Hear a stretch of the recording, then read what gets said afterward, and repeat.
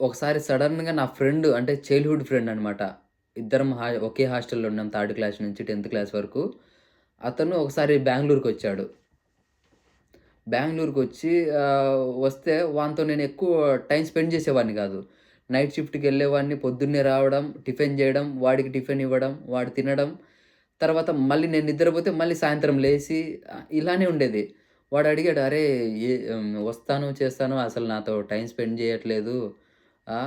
అసలు ఏంది?" అని జెప్పేసి వాడు సేమ్ నా సిట్యుయేషనే వాడిది గూడా. ఒకరోజు కూర్చొని ఆలోచించుకునేవాళ్ళం. అరే! ఏంటి ఇలానే ఉంది మా లైఫు. అసలేం మారట్లేదు. కన్ క కనీసం కొద్దిగైనా మారాలి. ఇంత దూరం వచ్చాము ఇంట్లో వాళ్ళని వదిలేసి. అని జెప్పి ఏదో ఒక డెసిషన్ తీసుకోవాలి అప్పుడని జెప్పేసి మేము ఆలోచించేవాళ్ళం.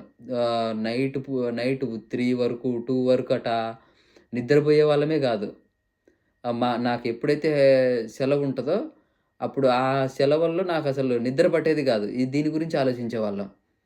'నా అన్వేషణ' అని ఉంటాడు గదా! అతను 'నా అన్వేషణ' ఒక వీడియోలో ఇటలీ గురించి ఒక వీడియో వచ్చింది. ఇటలీలో మన తెలుగు స్టూడెంట్స్ ఉన్నారు. వాళ్ళు నలుగురు ఒక వీడియో చేశారనమాట. ఆయన 'హర్ష' అని జెప్పేసి ఒక యూట్యూబర్ ఉన్నాడు.